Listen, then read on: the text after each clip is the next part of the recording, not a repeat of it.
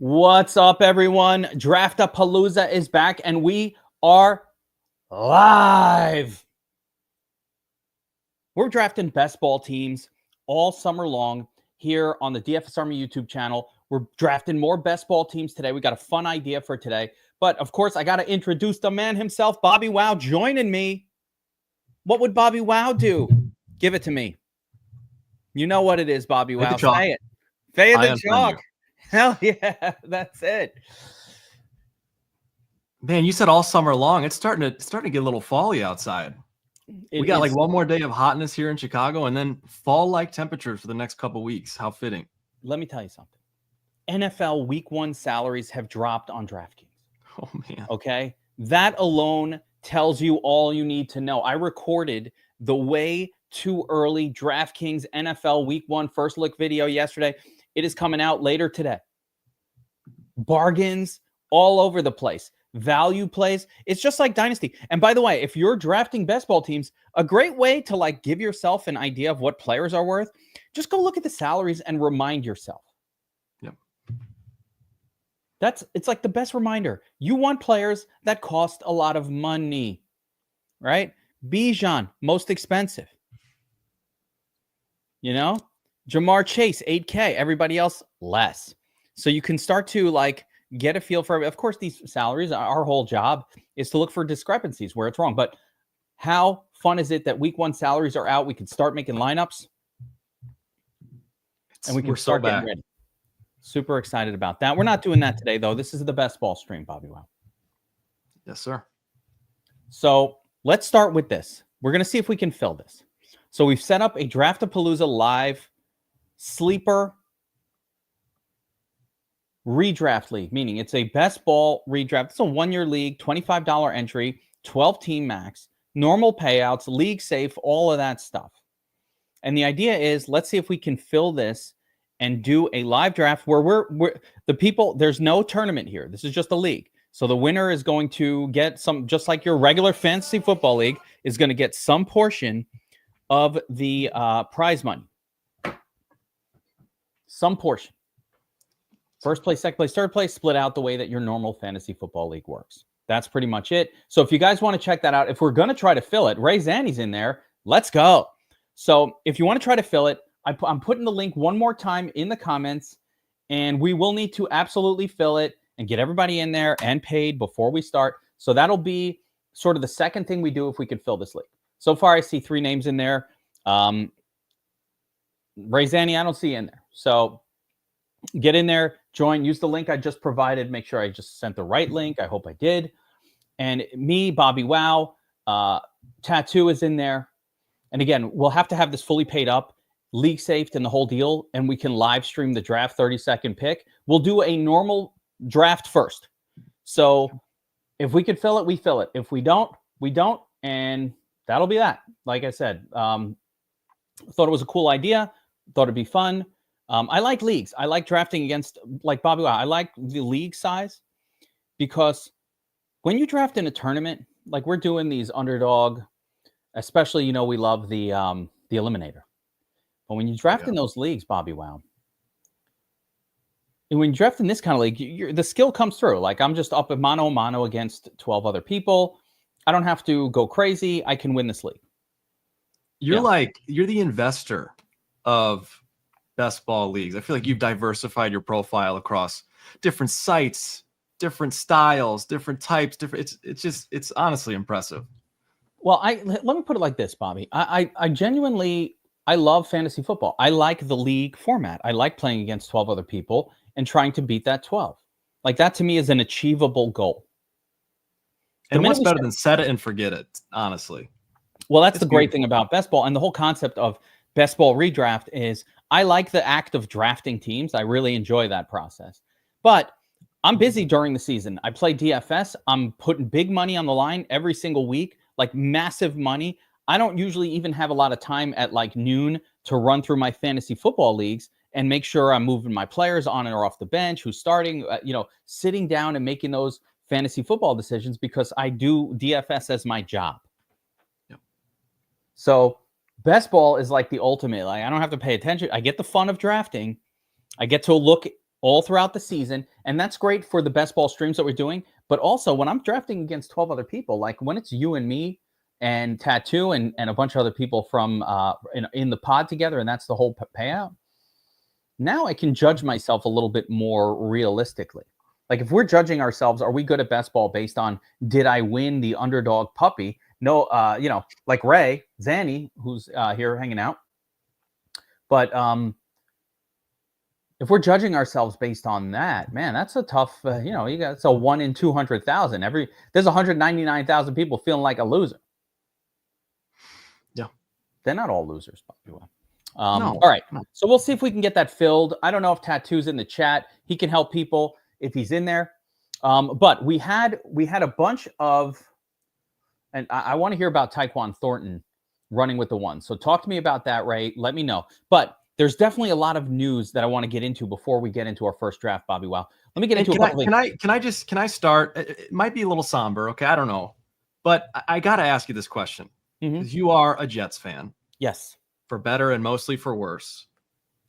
What are your feelings? What are your thoughts on Justin Fields being carted off with a toe injury, a non-big toe injury, carted off the field? Just generally like the fact that they used the cart for that non-life-threatening injury. Yeah, like is it almost worse that it wasn't more serious? No, I'm just kidding. No, listen, we're super happy. Listen, in New York, Jets fans, we are trained for punishment. We're trained to expect it's no longer the unexpected. It's expect the expected. We're expecting the shoe to drop. Right. I fully expect him to harm that big toe and be done for the year.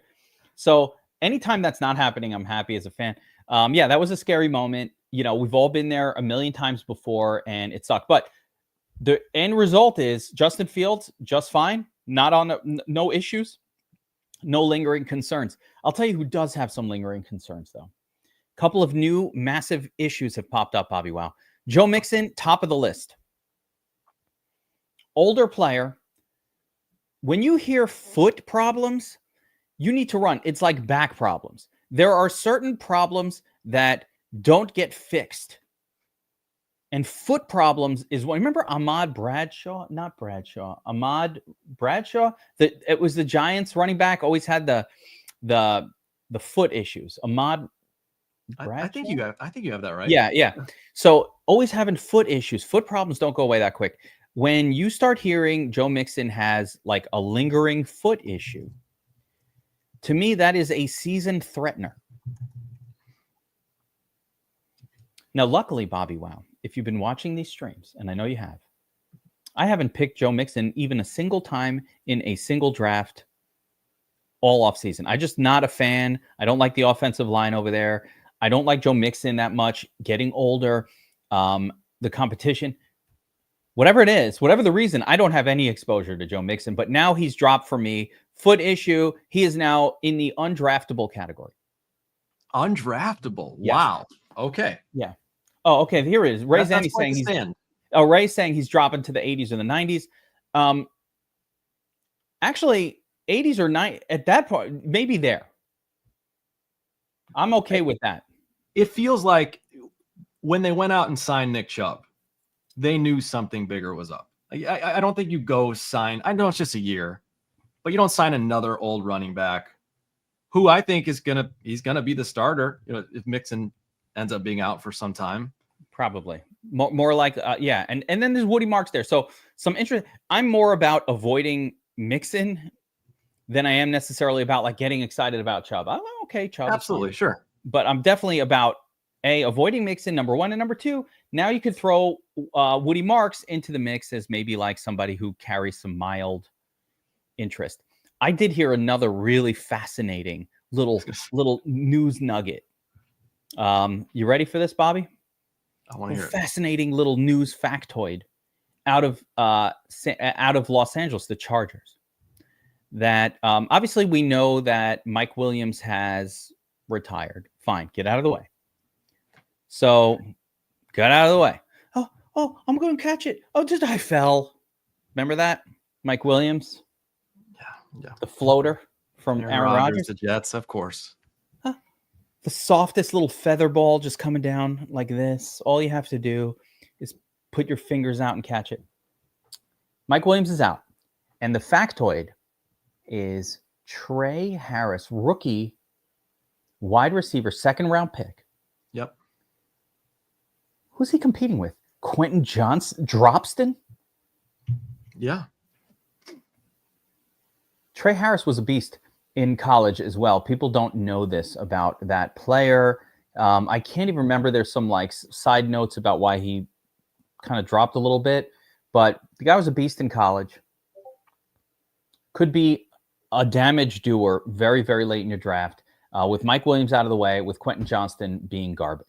He's a stud. Now, my concern there is, can Justin Herbert elevate 2 wide receivers? Because we know him and Ladd McConkey developed a rhythm together. Ladd looked fantastic last season, and he's going to be in the same role. So can Justin Herbert support 2 wide receivers? Yeah. I say yes. I definitely say yes for best ball. And by the way, we're not paying the iron price for the second wide receiver. Remember, we're paying like the WR60 price.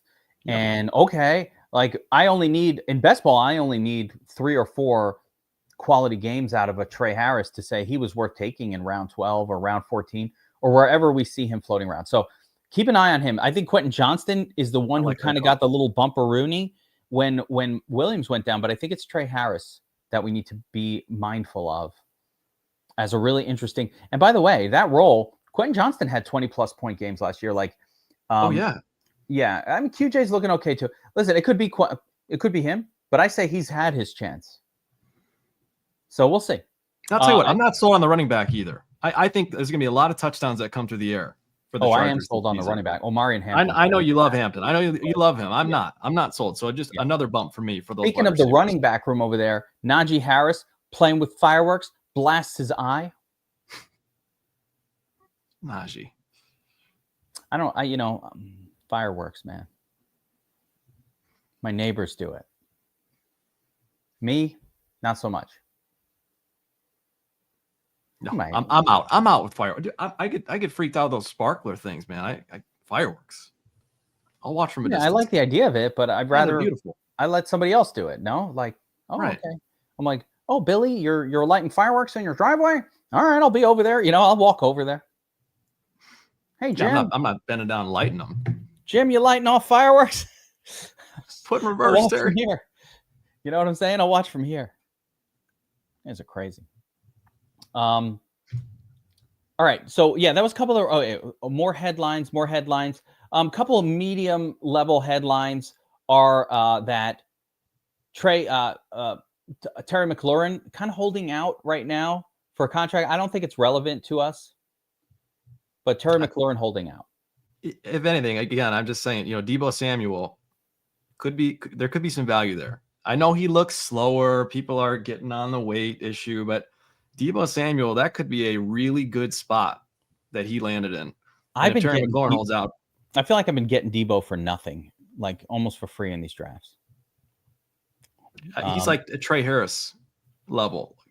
You kind of get him in the same spot, or at least which you want to take Deebo at that point. You definitely want to take Deebo at that point. Wait a minute, am I tripping? Am I missing there it is. Oh, okay. Again, something blocking my view here. I was like, did the Eliminator fill? No. Terry McLaurin holding out opens up the door a little bit more for even Deebo to kind of get up in there. But yes, I love Deebo. I love that offense. Definitely one to focus on. Hang on. More. I got more. Stephon Diggs avoids the PUP list, indicating positive progress in his recovery from a torn ACL. So Stephon Diggs, also kind of a free wide receiver on a team whose offense we're a little bit excited about, with Drake May kind of making that hopeful second-year leap. And Diggs is kind of free. I like it. And they really have no one else. I mean, someone mentioned Tyquan Thornton. He was a bargain buster last season that never panned out. Stephon Diggs has the clear path. Yeah. Thornton's not even on that team, Bobby Wow. He's on a different team. That's right. They got rid of him. Right. He's not even on there. So I think the guy that there's a rookie getting buzz in New England, Kyle Williams, third-round wide receiver. okay, rookie, whatever. But Stephon Diggs is a veteran that demands the football. Stephon Diggs, he's like, you don't throw me the ball, I'm going to date your sister. And you're like, fuck it, I'm throwing you the ball. Right. I'm taking her on a cruise. You want him anywhere near your sister. You know who did not avoid the pup list, though, is Chris Godwin. I don't know. Yeah. That wasn't necessarily unexpected. But Godwin on the pup, not yet cleared for full activity. I've been warning about this. I'm Godwin is such a difficult player for me to figure out for this year, Bobby. He's so good when he's in there. He's a high upside, high risk guy because he's not going very early. You know, he's being drafted as kind of a risky player. You're paying this guy's injured number. It's so funny that Matt is asking this particular question because I've made the decision and I've taken Pearsall in that spot, but they are both available. They both go right around the same spot. And I think they're both undervalued. I love getting them both if you can. It's just this question because I was literally on this dilemma in a draft like yesterday, and I ended up taking Pearsall first, and then it came right back around, and I got Debo like 6 picks later on the comeback.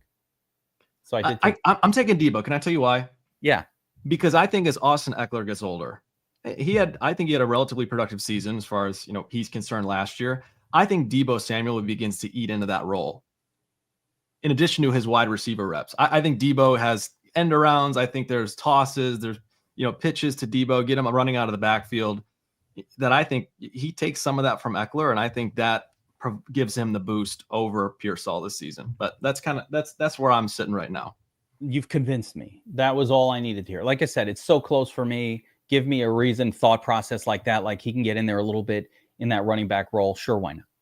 But right? Pearsall's great too. You've sold me on Pearsall, earlier in this offseason. Yeah. So I'm obsessed with both of these guys. So yeah, I think they're going to be great. I have one more headline here, Bobby. Wow. This one, it's not as like widely known, but Darnell Mooney, he's had all kinds of injury issues so far, and this doesn't look that good for him right now. So Mooney's been really banged up. The team is looking to, it's scrambling about, looking to sign DJ Shark, which is the ultimate ignore kind of player. But it's more noteworthy that just the fact that Darnell Mooney has been banged around quite a bit. The two consequences of that I'm looking at, there are kind of three. Here's my three things. Number one, Drake London off to a monster start potentially. If Darnell is still hurt by week 1, which he might be, it's going to be London 13 targets, 15 targets a game. Yep. So love that. Number two, secondary benefit, Ray McLeod, who has had big games on that team for, as a cheap sort of last pick in your draft guy. I'm getting suckered back into Kyle Pitts again. It's happening. No, don't do that. It's happening. No, you're hopium. You're so kind. Did you see Penix? Forget it. Mentioned him. What's he going to say? The guy sucks? But no, he doesn't have to say anything. There's a little bit of a buzz again. I'm going to actually give you something to get off of Kyle Pitts. I'm not on him. I'm just getting sucked. I need you. You want to get sucked out? Check Yes. out this, that the team is sniffing around, converting him from a tight end to a wide receiver. And I know on the surface that sounds good, but in reality, that is like the last stage before, all right, just giving up, before acceptance. The 5 stages of grief. Oh, no. Denial. No, he actually is good. Sadness. Oh, man, we spent a pick this high. And finally come around to denial. No. 5 stages, yeah. It's almost acceptance. This is the denial. Oh, maybe we were wrong. He's not a tight end. He's a wide receiver. How did that work out for Kelvin Benjamin? Like I've seen it where they try to do that for shitty wide receivers, turn them into a tight end. This never works out. I think Kyle Pitts was a miss. Well, absolutely. Ray Danny's on board with Pitts too. Come on, guys. Really? Look, here's the problem with Pitts is you can get him so late. I know. Nobody's buying on Pitts, and rightfully so. But that's a guy that's going to be on the field for almost all the snaps, right? And if Mooney misses, just another guy and more passes funneling to him. I'm just saying, look, you're getting him in the later rounds of the draft as a flyer. It could be worth a look if you need a stack with Penix. That's all. Pollock Hillbilly's having pre-buyer's remorse even for just having thought of drafting Kyle Pitts. Yeah. Oh man, I don't know. I'm not on the Pitts train. No, I don't like when they said thinking about turning him into wide receiver. That makes me like him less, if that was even possible. I've avoided the Bobby. Wow, I've avoided the grenades this year like a ballet dancer.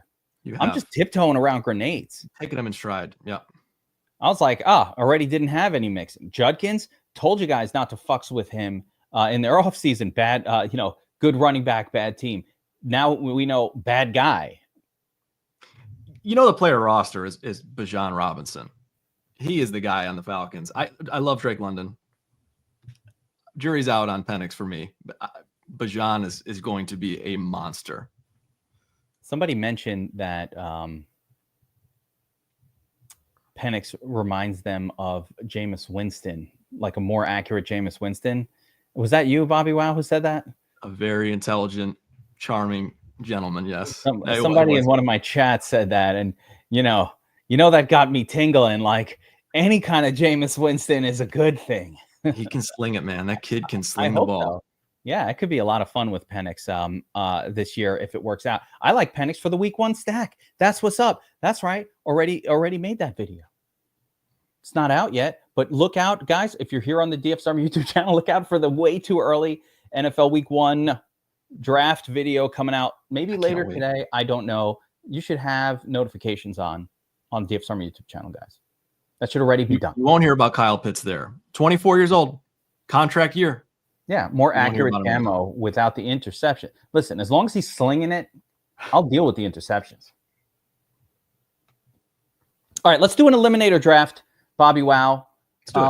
While we wait, and we'll see if we can fill that sleeper league and get it league safe and whatever to where it's a safe league that everybody can feel comfortable they're going to be in and get paid out if they win.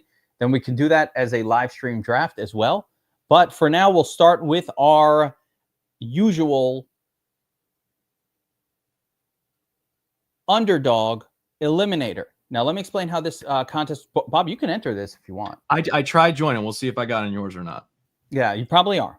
So the way that this contest works, we are in the $10 eliminator on Underdog. If you're watching the stream, we do eliminators every single time. The eliminator eliminates half of the field every single week. Bobby Wow, by week 3, we've gone from week 1, end of week 1, we're down to 50%. End of week 2, we're down to 25% in the money. All you need to do is get through 2 weeks. And now you're in we're in pay dirt. We hit pay dirt after 2 weeks. Where else are you going to do that? Week 3 whittles it down to 12.5. Week 4, we're down to 6.25. Week 5, top 3% only remaining. You're already gone. Now, one of the cool things about this format is after the first week where this pod that drafts together right now in this stream, we will then be thrown out into the ether. The 6 teams that are the top 6 will be thrown out into the ether and randomly matched up with random opponents, apparently. There is a luck factor involved here. I don't know why that reminds. I just saw the movie Tron again, like the middle of 2010 release. Talk about the ether. I don't know why. Just such a good movie. Which one?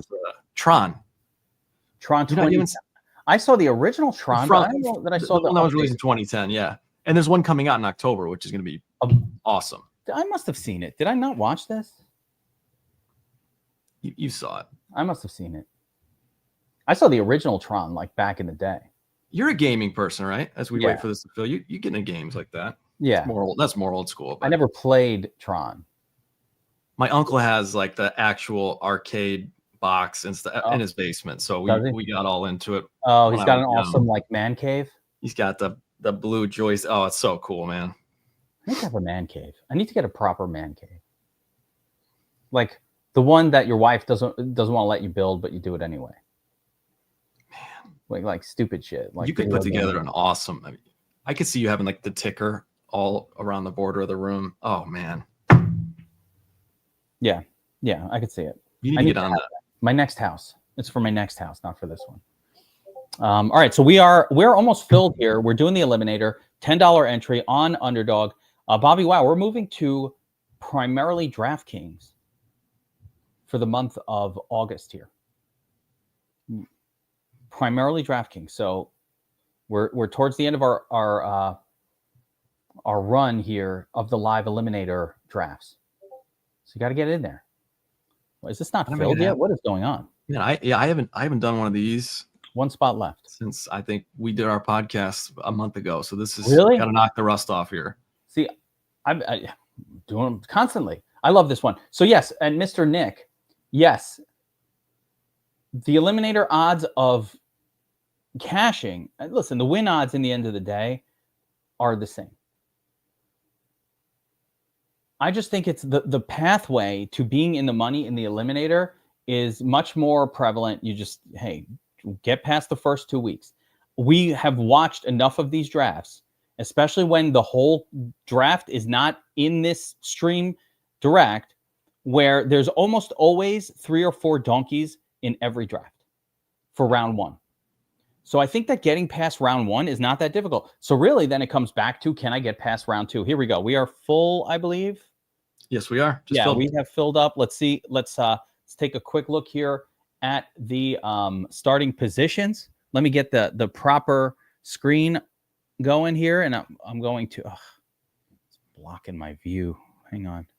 There we go. All right. Let me just get that open on screen. So I'm going to switch up the screen share. Okay. And I'm going to go to the draft board as the primary thing for the screen share. And while you're doing that, I just to kind of piggyback on your point, I think there are ways to build your draft to cash rather than build to win. And I think that's a very viable strategy, and your draft will look a little bit different. And we can talk through that too. But like you said, there are people that are building to win and people that are building, they don't even know what's happening in the Eliminator. So yeah, absolutely a strategy behind just simply cashing in this contest. I'm going to share some of the things that we've been talking about all throughout. So with this particular draft contest, Bobby Wow, I believe, Kevin, this is my take. Mm-hmm. I believe that going heavy running back is the correct approach. You want to have those running backs carrying this team through those first few weeks. Yes, agreed. A lot of people who use this format, they're very used to what wins the puppy, which tends to be what they call hero RB, which is where you only take one running back in the first couple rounds, and then you fill it out with like backups and those sorts of things. Here we go. I'm on the clock. Jahmyr Gibbs, McCaffrey, Derrick Henry. So we're going to take Jahmyr Gibbs with this spot. I always go running back. But Bobby, wow. So a lot of people, they do these drafts and they draft them the same way that they might draft a puppy team, which is, again, hero RB. Take your Trey Bensons, your backup, your Zach Charbonnet types, and hope that, okay, later in the season, this guy's going to come galloping in to carry my team. Well, there's no time. You're gone after week 1. You're already gone. Too late. You're done fucked up. There's no time to wait for the backup Isaiah Guerrero to come in for McCaffrey when he gets hurt. You're already eliminated. It's too late. So the hope is always to use that aggression. I like the Derrick Henry pick there, Bobby Wow.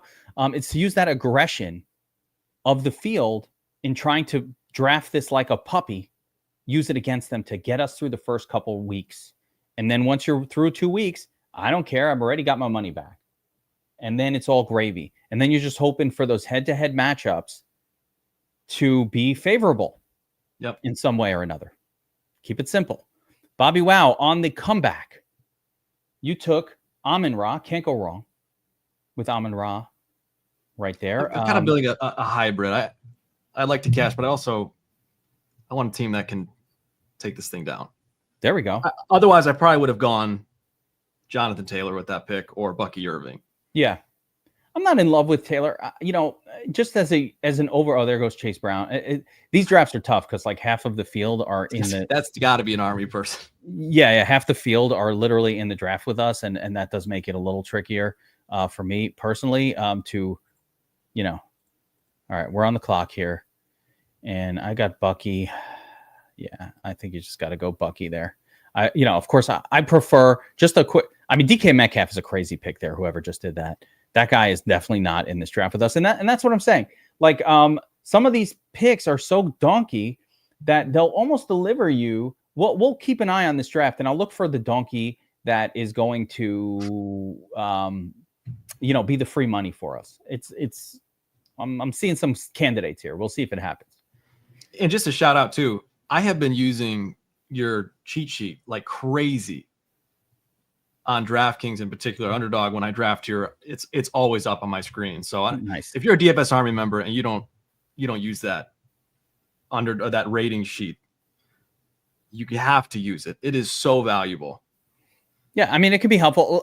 It definitely, hopefully, it's helping people, right? That's the goal, right? So, I don't think my personal takes are the end all be all of all takes. You guys are watching these streams. You already kind of know what my takes are anyway. But certainly, all right, here we go. Just again, quick glance. Going here. Oh, man. This is such a tough call. We'll just go with the safe pick of Kyron Williams here. But 3 RBs out of the gate. Yeah. Bang. Oh, yeah. Yeah, every time. And I'll have a fourth one within the first 7 or 8 picks. So keeping them coming. What I love about the best ball rankings is it's kind of like having an educated mock draft up in front of you with a little bit more information. Yeah. So, yeah. And on that note, I continue to adjust them every single week. I've done more adjustments. Today's adjustment, Mixon and Judkins, massive drops, undraftable. Bobby Wow on the clock. Get that running back. I don't think I'm going to.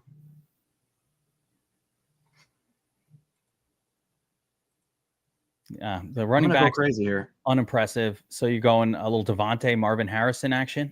Nope. I want to lock in the points here at tight end. Ooh, Trey. All right, I like it. Okay.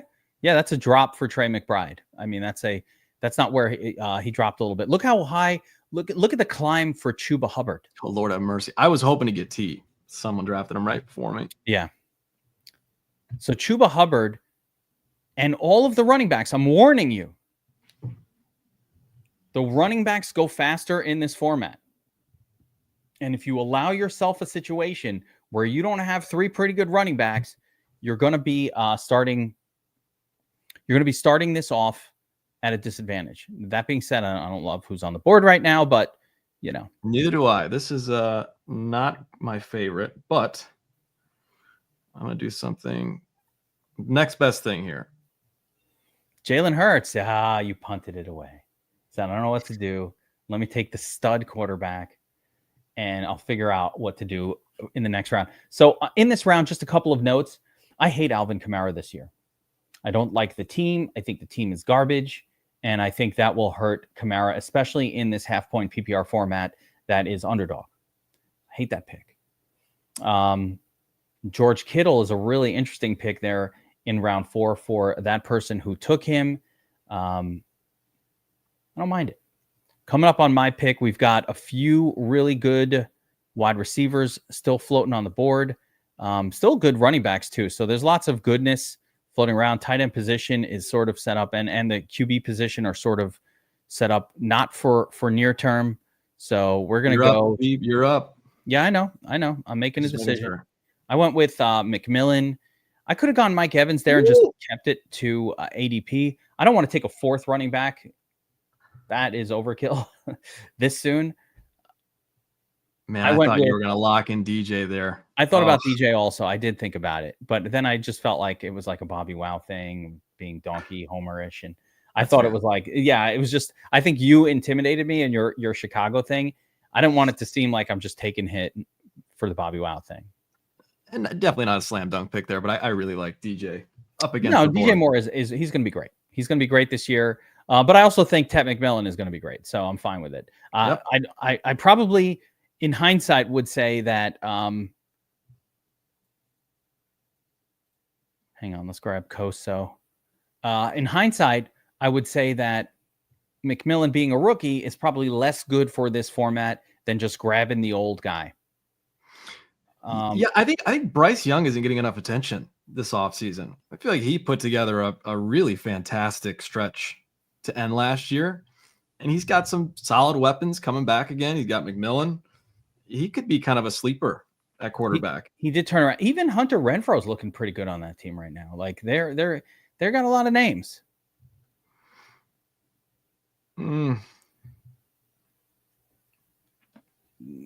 This is a running back spot, Bobby. Wow. It is. And I'm gonna do it. Go with Swift, dude. Just do it. Don't be embarrassed. Just fucking do it. I take Swift. I like Swift. Don't worry about it. It's not Homer. That's a good spot for him. That's where he belongs. Interesting to watch Trevion Henderson dropping in the actual spot where he's going. That has been what's been going. Ray Zanny knows all about it. Ray is very big on Ramondre Stevenson sort of like being relevant. I think that's the thing is Ramondre not good enough to roster really ever, but I think he is good enough to make Henderson not good in fantasy. That's my concern. Could be, right? It could be enough to make it suck for both of them kind of thing. So that's a lot. You're on the clock, Bobby Wow, but that's a lot of reasons. I am. Why I think he's dropped. You got Pacheco at running back and Trevion Henderson, maybe value here. Jawan Jennings. Oh, you did it. Okay, so Trey Henderson. He dropped later than I thought he was going to, so I'm gonna snag him. Get the value there, and you have now achieved your 3 kind of startable running backs, which is good. That's where you want to be. I'm seeing. Note that Pacheco and Caleb. So the rest of sort of the startable running backs are dropping quick. The running backs go fast in this format for good reason. Ray goes with Tony Pollard, so grabs one of the last remaining name brand running backs. Just looking at the player pool here. Mahomes, don't want that. Tight end, still Laporta, don't like that. So we're going to go with a wide receiver here. Man, I don't love the names that are available right now. I'm going to go a little different with Stephon Diggs. I'll tell you why I did it, Bobby Wow. Veteran player, beginning of the season, already playing, so it looks like the injury, okay. Team that I'm excited about. It all came together. I like it. It's kind of more of an upside pick than a safe pick in terms of like looking at cash or not, but it gives your lineup some balance because you were really leaning into the running backs, the cashy point, take the points early. So I like the balance there. Yeah, the wide receivers I'm taking late are basically, I have my running back group in place. So now I'm just kind of getting in there, grabbing some of these as many like touchdown scoring wide receivers as I can get my hands on. Yeah. And, they'll fill it out, but it's the running backs that are here to power the team forward. That's how I set it up. The running backs are there to power it forward. A lot of people scared of Travis Hunter here. You think there's merit to that? Yes. Do you think there's like genuine concern that he doesn't play a full complement of offensive snaps? Yeah. I actually think it's overblown. Here's why I think it's overblown. He doesn't need to play a full complement of offensive snaps. I think he'll probably be like a 50%, 60% snap count guy. But I also think he'll be when he's on the field, they're going to throw to him at an elevated rate. He's dropped way too far. I think you take him here. I think that was the play. So like he's such an explosive player, Bobby Wow. Now again, this format not the best for Hunter. I don't think he'll drop that far in other formats. In this format in particular, you want a guy who's getting off to a quick start, not somebody like Hunter who might take a while. Yep. But agreed. But you got him at a bargain price. He was going at the same spot. He was going in round 4 earlier this year. So getting him around 7, that's a really good deal. I do think he'll be on the field, and here's what I expect. Like, right or wrong, what I figured out with Hunter is he's not going to be on the field every play. I'm not going to get 100% wide receiver. That's Brian Thomas Jr. Brian Thomas Jr. is going to be the class of that team at wide receiver, and Hunter will be this stud that comes in for big plays. But I want to take Hawk so bad. I'll tell you what. I want to take Hawkinson. I'm gonna go back and play it a little safe here. I like Tracy. I've been Tyrone, huh? I'm not a Scatabo guy. I've got concerns. I think Tracy looked good. He earned the job out of camp. Yeah, I think Tyrone Tracy's fine. I think that's a perfectly lovely, acceptable pick at this point in the draft. Just looking at the remaining wide receivers. I've got 4 wide receivers, 3 running backs, nothing else. So I do need to. There goes Baker. I was thinking about it, so that takes that one away. We don't like these guys. I'm gonna go with. I don't hate Kyler here. I really don't. No, I'm gonna go Hawkinson. I love him. Yeah, Hawkinson was hurt all of last year too. Not a lot of people know this. He was banged up last year. He had come off of the major injury the year before, and I was looking up some of like the doctor shit, and they're like it takes 2 years to fully recover from that. Plus Addison likely going to be suspended early in the season, which should elevate that first few weeks for Hawk, which is really, again, we're really thinking about, I need to get to week 3 here before we think about anything else in this format. And with a rookie quarterback, we talk about it all the time. They love the safety valve of the tight end. And Minnesota, you better bet your bottom dollar they're going to be dialing up little button routes to TJ Hawkinson all day long to get JJ settled in those first couple weeks. I love that pick. Yeah, yeah. It could work out nicely. Again, I like that early season upside. There's Godwin, risky pick. Will he be healed and even play week 1? Don't know. There's a solid chance he does not. Yeah, a real chance he doesn't, but I don't necessarily need him for week 1. Another thing to pay attention to, Bobby Wow, that a lot of people forget about in this format, you got to pay attention to your bye weeks. Any sort of like overlapping bye weeks are a major problem. So I'm looking right now. I've got Kyron and Jahmyr Gibbs both on bye on week 8, and I cannot survive that bye week. I will be gone. That would be my eliminator week if I didn't add more running back to cover me for those particular weeks. So there's that. Be careful. Careful about your bye weeks. Bobby Wow on the clock. What's he going to do? Got 1 QB, 4 running backs, only 2 wide receivers for Bobby Wow. Go with the old second. That was a panic pick. No. You just panicked. No, it was intentional. Panicked. That was panicked. No. Why are you taking Caleb when you have Hurts and you only have 2 wide receivers? Because I don't like the wideouts here. You're gonna not like them. You're gonna like them less as this thing keeps going. I think the way I should put it is I like the wideouts I'll see next round just as much as I like the wideouts I saw on the board there. That's fair.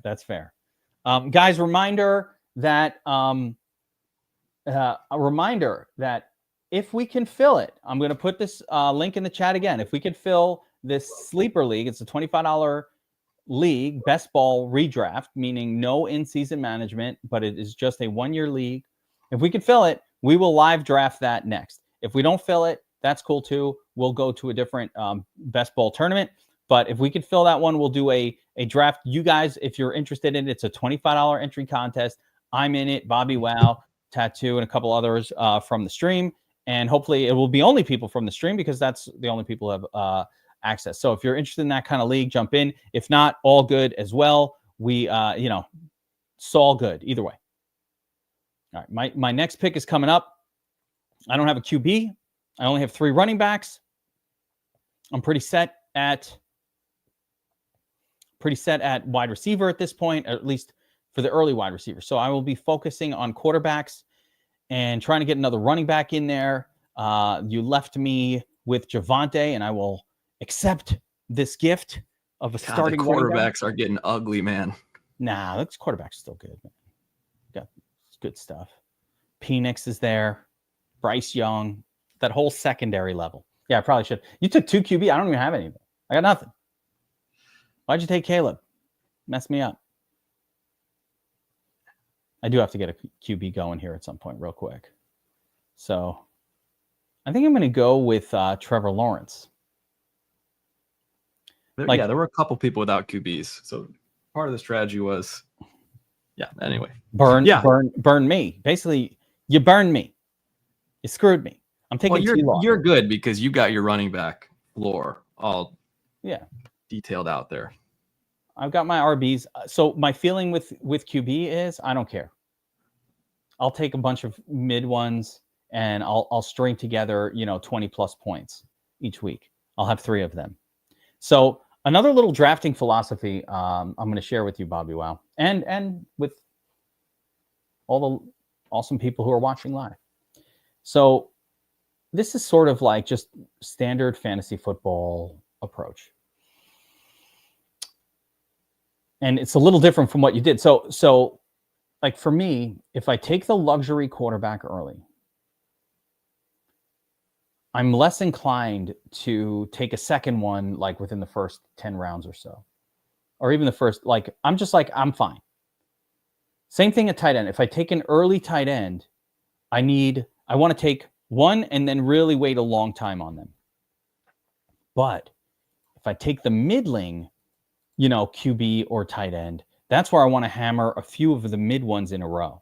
So it's like, if I take the luxury, like Trey McBride pick, like you took in this draft, I'm not even super concerned about tight ends until we get to like the third tier, the group that includes, the Mason Taylors of the world. And that's that third tier of guys that are out there. They're starting. It's fine. You're cool with it. But they're like extras, Jawan Jennings types.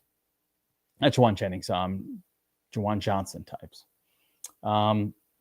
Same with quarterback.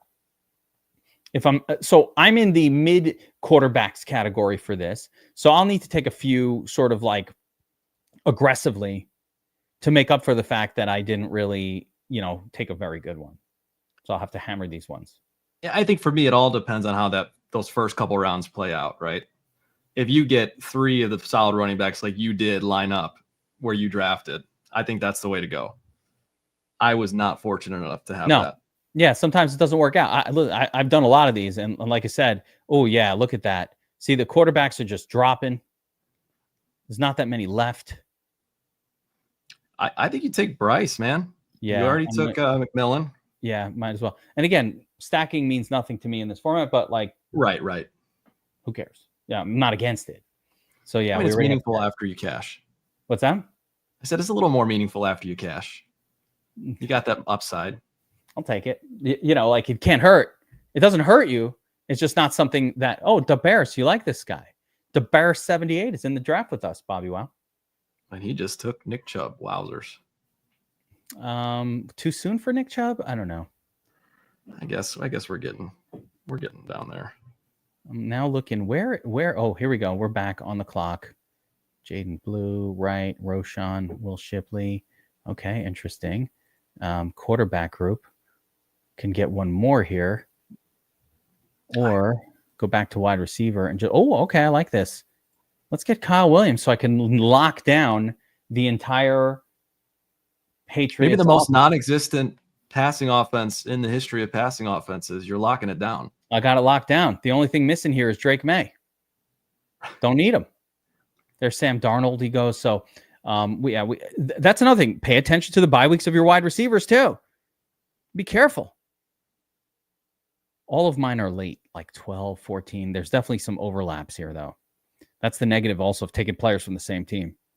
Overlapping buys. The Bears bye week is essentially the first week of the season. It's so ridiculously early. That's not good for this format at all. No, it's not really the first week, but it's no. But even week 4, is it week 4? It is week 4, I think. Yes. They could have used a little more time.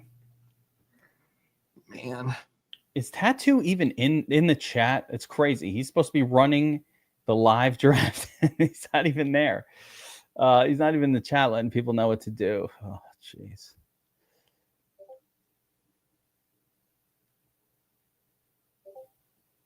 Thoughts on Jamar Chase, T stack in the Eliminator since Bengals face Browns D week 1? Dude, I don't think you're going to go wrong. I don't think you should be purposefully trying to stack that trio. I do see how you could get that trio just if you're picking first. I could see how you would get it, but I don't think you should force it, and nor should you be scared of it. Bengals are going to smash no matter who the hell they're playing. As a matter of fact, a Bengals game, Bobby, wow, week one. This is a first 2 weeks pick right here. Which one? Thielen? Yep. I love it. That's a guy who's old, going to get tired, but he's got energy right now. You know who I wanted to take that I should have taken? Pitts? Jerome Ford. Yeah, I think Ford is the sleeping beauty, the Cinderella running back of this season. I really do. And I thought that before. Really? The legal issues. Of all people? I like Ford a lot. I can't explain it. I don't have very many good rational reasons for it, but I don't know. The way he looked last season, the way he ran the football was convincing. It's like how Ramondre Stevenson should be. That's the way Ford runs and plays. I just need to think on that. A Bobby Wow hot take should not be ignored. At the same time, I guess. No, Mr. Nick, that's a very fair point. That's true. Probably not the best word, Cinderella. But it's tough down here at the 15th round, 14th round, he's worth a look. Yeah, it's worth a look here. Where is Tank Bigsby? Is he even on the damn board? He's in a disgusting tri-headed mess. Oh my God, he was taking RB. Was he drafted already? No.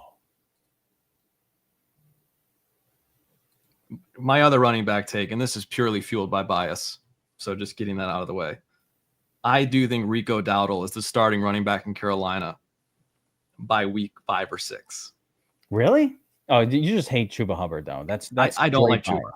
Yeah, no, that's straight bias. I'm ignoring that. No, that's straight. But also because again, Dowdle to me looked like a starting running back last season on a really bad football team when he got a chance. He did look good. He did look good last year. There's no doubt. So did Chuba, of course. Chuba looked way better than him. That's the problem. But he faded. That's the thing about Chuba. He faded at the end. It wasn't pretty. Did he fade?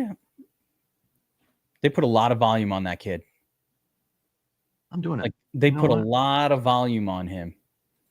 Yeah, he faded a little bit. Sure. All right, let me look at. All right, I got 2 quarterbacks, 4 running backs only, 6 wide receiver, 3 tight ends. So I still need another running back, and still a bunch more picks left in this draft.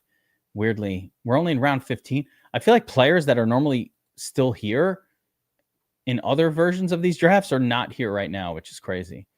Let me ask you this. I'm just curious. Do you have a take on the Pittsburgh tight end situation? Right. You had Freiermuth, who was great. And all of a sudden, Jonnu Smith is there messing everything up. Avoid. That's the take is avoid. Just stay away from them. No good is coming from those guys. I'm doing it. What are you thinking? Bobby, wow, you're on the clock here. Chigakonkwo. There you go. I like Chiga. Yeah, I don't think it's a good scene at all over there. I think Pittsburgh doesn't throw it that much anyway, so it's already not that great. And then now there's 2 guys. And we liked both of them before. You can't like them both now. Freiermuth barely got any volume already. Right, he was already so touchdown dependent. I don't know. Jonnu Smith was scary coming in. He had, he out of nowhere, basically, he was back and fantastic for the Dolphins last season. Is that almost more of like a one-hit wonder for me? I'm certainly not relying on Jonnu Smith. I'm not counting on him to produce. Yeah, you don't want to Yeah, we don't want to rely on Jonnu Smith now after what he showed. After sort of here, get Slayton going. After he looked so good last year, but he doesn't have a career of looking amazing. It's really just that 1 year. He's definitely spent time with Arthur Smith and the whole thing, and they definitely like to throw. That offensive coordinator definitely likes to throw to the tight end. I think it'll be okay.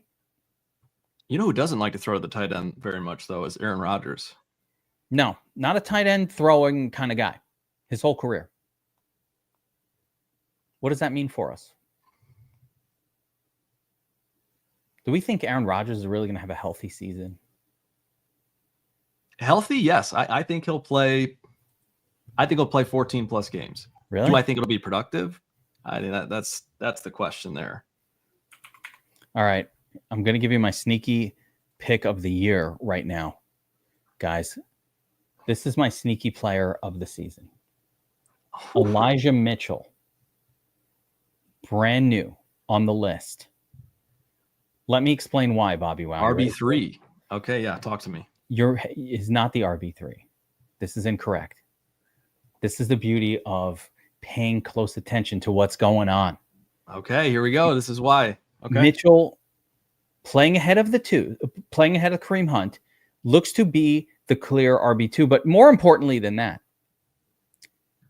the front office for the Chiefs has compared Elijah Mitchell to Jerick McKinnon. They said, we need no, Ray, this is wrong. This is what I'm saying.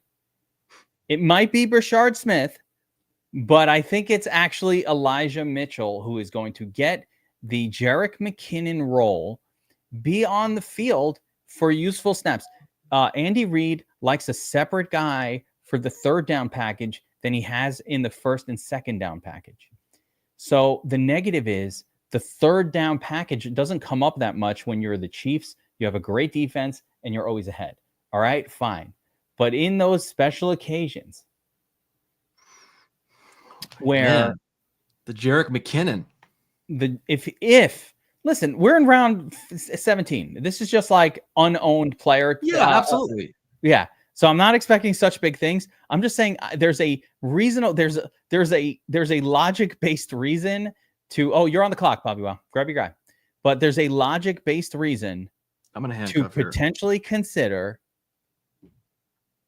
To consider Elijah Mitchell, but yes, Ray Zanny could be it could be Smith as well. Brashard Smith, it could be that.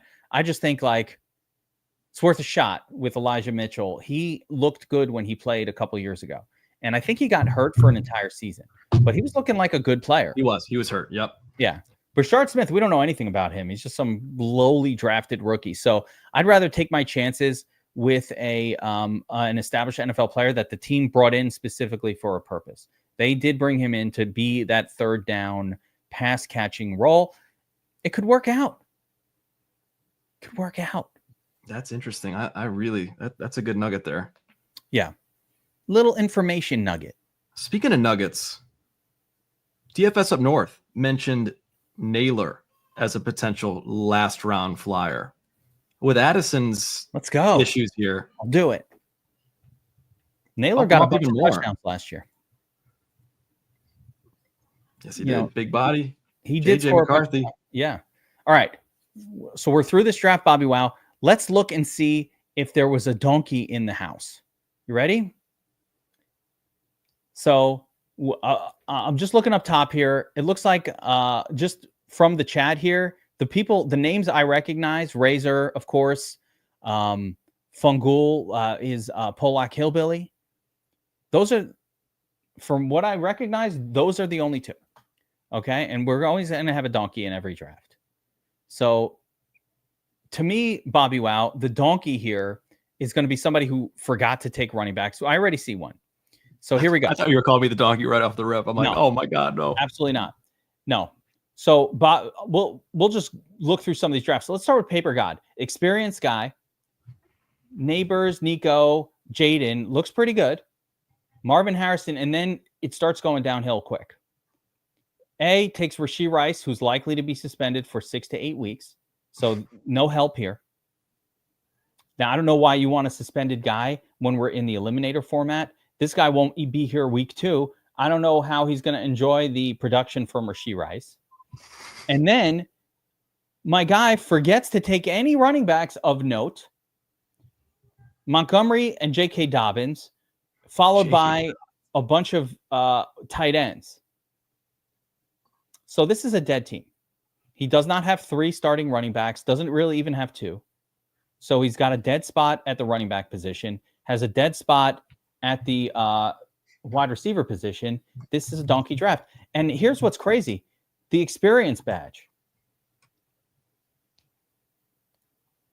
These guys must be, I think a guy like this might be auto drafting these. Okay, so that's no good. So already we should have no problem qualifying past this person. Fly Jakowski or whatever. He takes Joe Mixon, which I don't like as his RB3. Joe Mixon not going to play early. Jordan Mason. So he's really only got 2 running backs. Can get by that way, but I don't love it. So I think this team is questionable. Jordan Mason might be okay. Questionable team. Oh, listen, I'm not going to sit here. And, Brian Thomas, the wide receivers are all going to be good when you take them this high. So we got a second sort of questionable one. Fly Jakowski. Bobby Wow. You went with Derrick Henry. You waited a long time for that second running back, but I feel like you did okay. You got Swift, Trevion, and Tracy. So you wind up with effectively what are 4 probably starting running backs. That's enough. Yeah, the word of the first 8 rounds was balance for me. I want balance at all my starting positions because I wasn't able to get the 3 running backs I wanted. Balance at quarterback, balance at tight end. Guys are going to score points. Studliness, I think it was a mistake to take Caleb Williams here. It wasn't like there were that other great players available at that point. It's kind of. Who are you going to take? Darnell Mooney? No, Mooney's Charbonnet, the donkey pick. Mooney went to the donkey. Tucker Who doesn't realize he's not going to play week 1. So Evan Ingram. It just wasn't. That's such an ugly round. Wait. Let me go back to the donkey for a second here. He also took Judkins. Like this guy basically took everybody who's not playing in the early week. These guys going to be suspended. He's got Rashee Rice. How did you get Mixon, Rice? Like how are they all on the same fucking team? That's crazy. Oh, no, I didn't get Rice. Somebody else got Rice. Oh, paper got it. 2 donkeys. Bobby Wow. Yeah. So I think your team's a little soft at wide receiver. It's a little soft at wide receiver. That's where you're going to have some issues. You're going to need to get a little lucky with that. Like Hunter needs to really be something early for this one to advance. All right. Let's see what else we got. Hurricane, whatever. Kamara, Harvey, Pacheco, Stevenson. Yeah, I don't love it. Spy Keg, 2 stud wide receivers, a washed possible Tyreek Hill, George Kittle, Love, another wide receiver here. So Spy Keg try to make up for it for the lack of running backs with Caleb. This triple stack in a row and all these QBs in a row too. Ayuk not playing for like a month. I don't like this at all. Yeah, that's tough with the running backs. The experienced guys, the ones with the experience tag, not doing too well. Ray, when we get to you, man, I hope you do the quote experience tag guys a little bit better than what I just saw with the first few. Fungul, of course, is here in the chat with us. Janty, Taylor, Omarion. I mean, couldn't ask for more. Takes Devontae, Pickens, Rome. Oh, it's such a good draft. That's a fantastic team. Yep. It's really good. Get your QBs late. Get your tight ends a little late. Wandy, always a good fill-in guy. He's just out there doing work every week. This is a pretty good overall draft, as usual, for Pollock. Yeah, Neighbors isn't not the healthiest of wide receivers. Wandale could be number 1 for several weeks there, too. Yeah. I love that team. Guys, I think Pollock is right. A lot of these guys are just auto-drafting, and it's causing their teams to not be set up properly for the Eliminator, which helps us. Yeah. Ray. Okay, let's see if Ray pulled this one out. Jamar Chase, James Cook, CeeDee Lamb, love that. JMO. Got the 2 more wide receivers, whatever. Tony Pollard, another kind of starting running, kind of starting. 3rd starter, sort of. Wide receiver is going to be thin there. Yeah. You got Boomer, just because of the Boomer bust. It could turn out great. But it's Boomer bust. These are classic best ball wide receivers. They're going to have big games, but they're not going to be as consistent. Jordan Addison might not play the first couple weeks, so be careful there. And lots and lots of QBs at this point. Tank Bigsby, this is the spot. Yeah, I think Tank Bigsby might be the starting running back in Jacksonville. I think it might be him. Why? Yeah. Why him? He's leading the way right now in all the buzz in camp is Bigsby. I mean, I've seen ETN. I've seen his name pop up. But just saying. And then you've got Tootin, who they drafted. Like, what are we doing, man? The Jags are just, Tootin was a round 5 guy. Like, who cares about some round 4 or 5 guy? Like, they could be great and they could be garbage. Like, who cares? That a round 4 pick in the NFL is a throwaway. Like, the team. Round 4, yeah. No. After round 3, there's zero loyalty. None. Flick them away. Doesn't even make the team. Flick.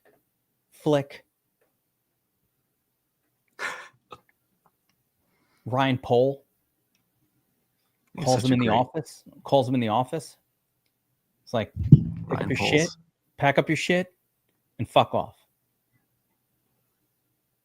Imagine somebody did that to like a player who's a nice guy. I could say like that'd be my GM move for a player that was an answer, like kind of a jerk. Right. Get your shit, clear out your locker, fuck off. And I make the flick move. Actually, the reality is I've watched enough Hard Knocks, Bobby Wow, to know that if the player's not even like significant enough, it's not, you don't even get the GM or like you get like the like some third level, staffer to be like, yeah, you're gonna pick up your shit and fuck off. You're cut. Like you don't even meet with the coach. Step grandson, right. Yeah, like when like the clipboard guy who's not even like on the coaching staff, it's just like some assistant shows up at your locker and he's like, yeah, listen, pack up your shit. Extra insulting. Let's see if anybody else drafted poorly or wisely. Let's see. Skills, Z28. We got McCaffrey, Hall, and that's just 2 running backs. Again, I don't really get people who do this. I'm not sold on that team. Metcalf in round 2 is an absolute travesty to all things. And Zay Flowers, this is I think Skills is another Jennings back to back. Lord have mercy. Yeah. I think this is a losing team, Bobby. Wow. I say Skills, Z28. I love a Z28, an IROC. You know about the IROC Z? You know that car, the vehicle that's from my day? I bet Ray Zanny knows about an IROC. I feel like Ray Zanny is the kind of person I drove. Ray Zanny, who's in the chat, I feel like just based on having met him and hung out in some streams, that he would be driving an IROC Z. And again, I'm going to mention I drove one in high school. So that's a compliment.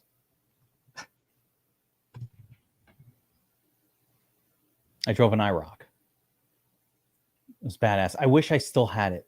I sold that fucking thing for $2,800.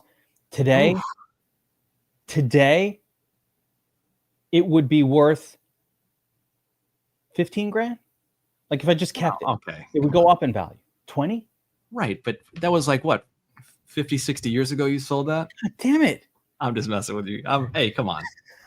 It wasn't that long ago. It was Jersey Shore. Like you literally take the IROC to the Jersey Shore with Target tops. Like the top came off. Like back in my day, Bobby, you wouldn't even know about this. I've got a crystal clear picture in my head, like almost like I was there and I snapped the photo. Yeah, I could see it. But you know that in your day, no one wanted the convertible. No one wanted the top down. That was like a thing from earlier. No one will take. The only people you ever see driving it with the top down are like old guys. Like no one, for some reason, it's true. You will never see anybody like under the age of 50 in a convertible at all. What happened to convertibles? That is true. Someone needs to look into that trend. See, where Pollock Hillbilly is from, they didn't have IROCs. It was all pickup trucks, mullets. They would go mudding. Pollock would go mudding with his buddies. They take the pickup truck and just go out back where mud is, and just drive through the mud. That was the thing. They'd be cow tipping, right? No, it's just mud. Yeah, it's just muddy, and then drive in the mud. Muddy. We didn't have mud in Brooklyn. We had IROCs, and we just drove around. Egghead. So again, skills, to me, this is not a good draft at all. I hate Zay Flowers, by the way. I don't hate him as a person. I think he's a good person. Zay Flowers as a fantasy asset is going way too high relative to the amount of targets he gets. Like this guy, when he's not being used, when the Ravens are doing their thing, he's getting 4s and 5s. Like he will destroy your team and cause you to lose the week. And I hate players like this. I was the biggest Zay hater. He has shown us a little something. Then he got hurt. Okay. But before he got hurt, we did see Zay Flowers could be a legit wide receiver, even in that Baltimore offense. He is a legit way. I'm not questioning his talent. Yeah, I think he's good. Even production wise, there was some consistency there. I'm not dying on that hill, but yeah. But you know what happens in season when he's on your fantasy football season-long team, you're forced to play him every single week.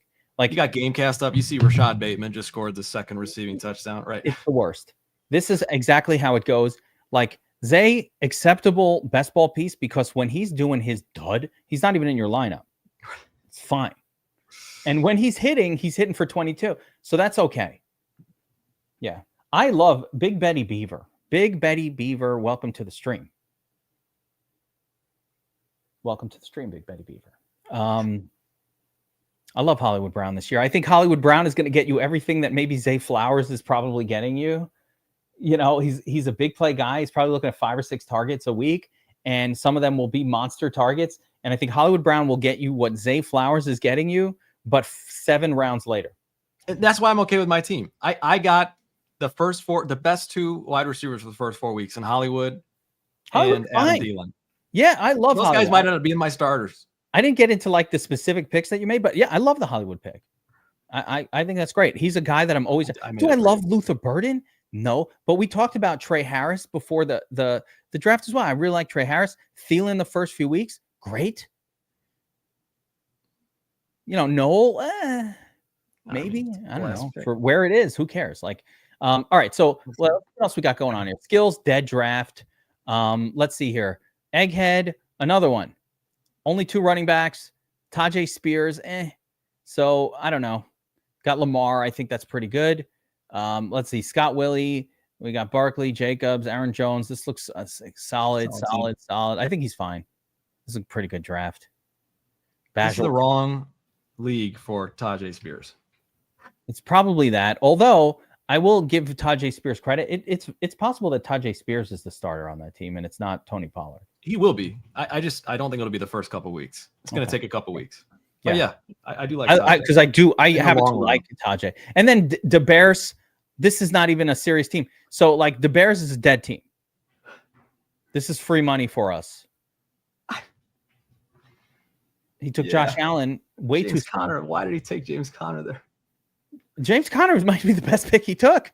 Like he takes James Conner. All right, but I mean like Jamar Chase, Josh Allen, Brock Bauer. You can't take. All right, I'm going to say this again for people who are watching this. If you take a luxury tight end and a luxury quarterback, you're starting behind the ball. You got a lot of makeup to do. And to take a second luxury quarterback in the same draft, this is unheard of and unacceptable. You cannot have 3 quarterbacks within the first 8 picks where 2 of them are within the first 5. This is just absolute madness, people. Listen. Allen, Burrow, and Fields cannot all score for you. Is this guy in this draft? I hope he's not in this chat. I don't like shitting on somebody's draft when they're in here. It just makes me feel like a bad guy.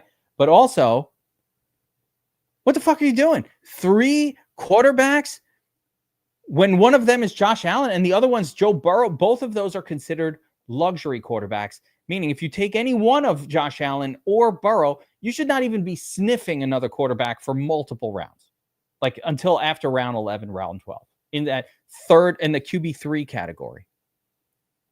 His first 4 players better be scoring at the very top of their position group or he's in trouble. He's not making the cut. Especially since pick 5 can't even work with his team. And he forgot to have a second running back that's a starter. Scattaboo, Trey Benson. So then what he did here was like, oh shit, I forgot to take running backs and just grabs every fucking turd. This is how you fuck up your draft. I actually think, Bobby Wow, that this will be another pod where we will not have too much trouble getting into round 2. And then again, in the Eliminator, once you're thrown out to the round 2 ether, head-to-head matchups, you don't know who you're going to get. Get lucky. You can have a shit score and still get past the week. Of course, you can have a good score and not get past the week. True. What are you writing down there? You know what? I'm tracking some of this. So, we've talked about teams. We've highlighted the you're teams. going to I just want to go back and see. Yeah, I'm going to file this way. And I'm going to go back and see. If you can file it and remember, because I dumped on so many teams this year. I know I'm going to be right, but I don't have the ability to go back and say that was that guy I laughed at. I don't know. But to me, the Bears 78, as much as we love a Bears fan, as much as the next guy. And interestingly, I found that the highly experienced tags outside of Razor, the other highly experienced tag guys were the ones who I think did the worst drafting. Week 1, no. So Big Betty Beaver.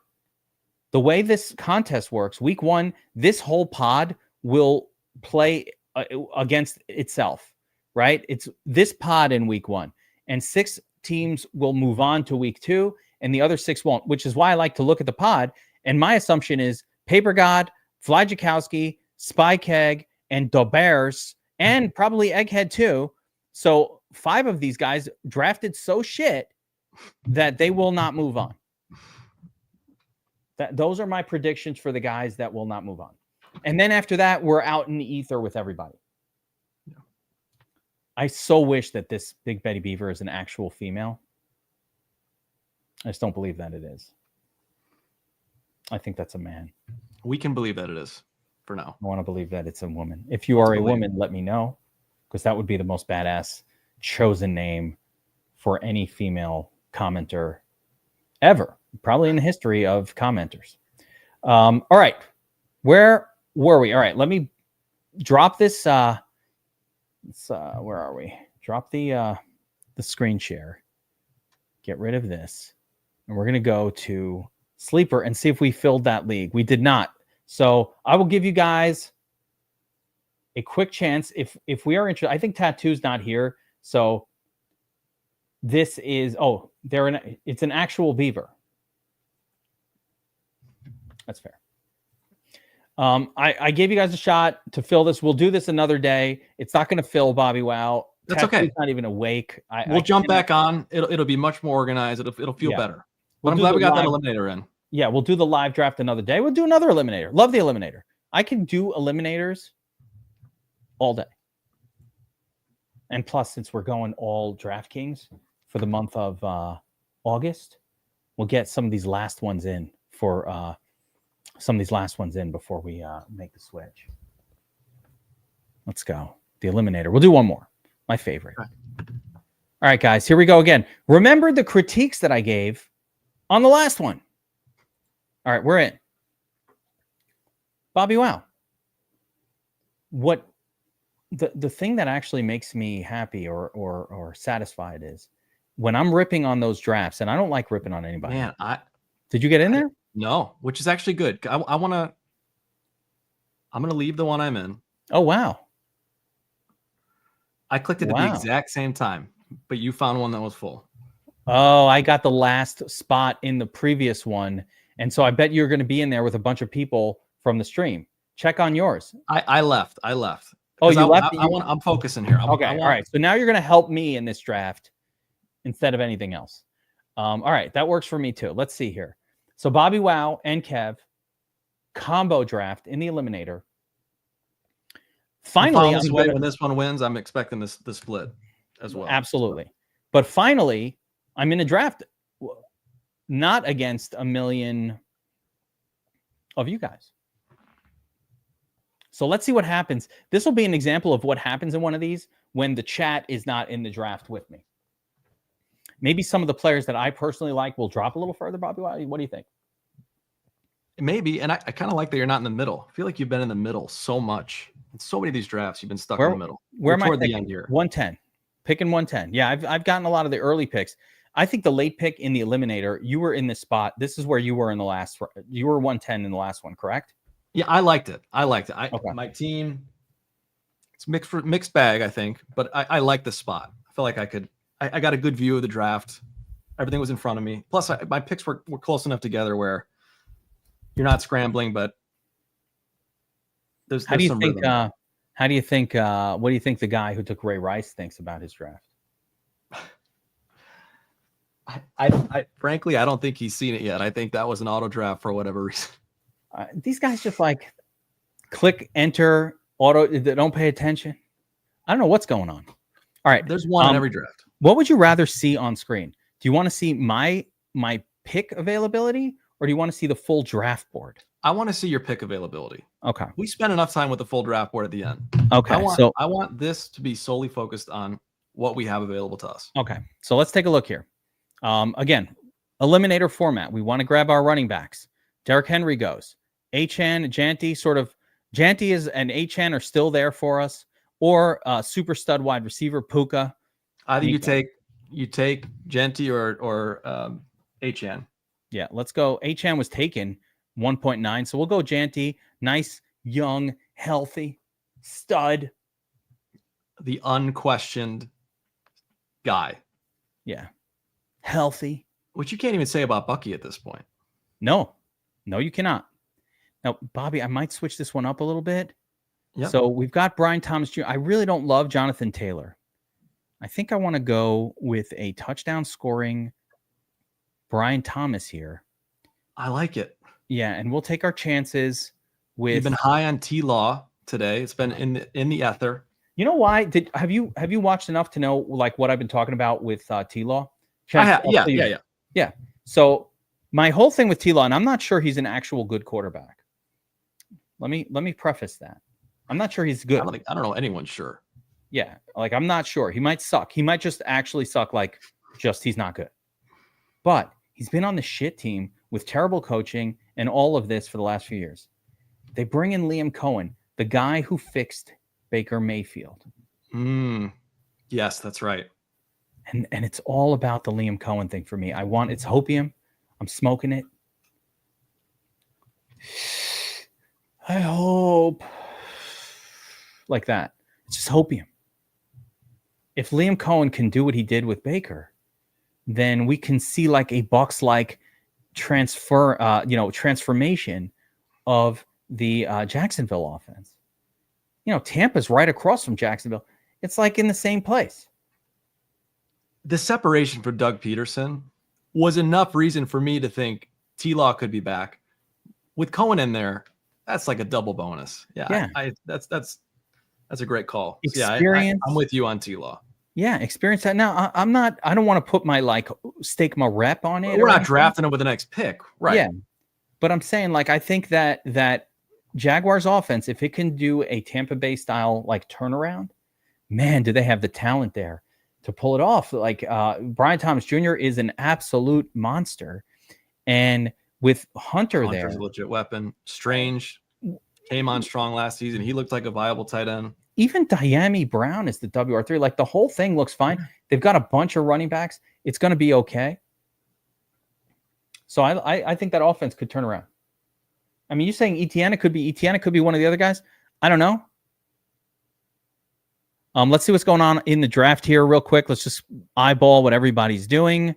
We got Kyron and Breece Hall went to Schwababy. I think Schwababy might be in the chat with us. That name looks familiar. Reek, way too soon. Spartan 10. Don't know you, but bro, no, you don't take Reek here. Not in this. It's so risky. It's unnecessarily risky there. It is risky. Terrible pick. Don't like it. There is upside. This is not the draft for this. Why would you bother? Upside with Reek. Not here. I agree. Yeah. It's a bad pick here. Not good. Now, for our purposes, we need another running back. All right. We can't let the running backs go. So if Omarion is not taken in this next pick, we're gonna grab him.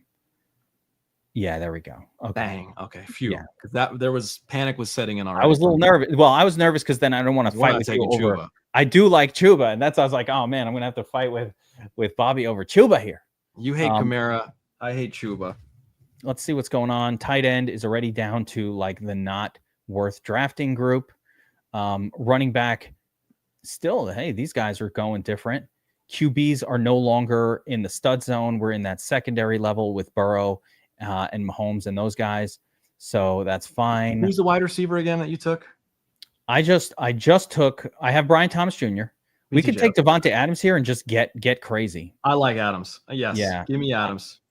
Normally I would take Chuba there, but for you, because this is my Bobby Wow team, I'll take Adams, who I also love.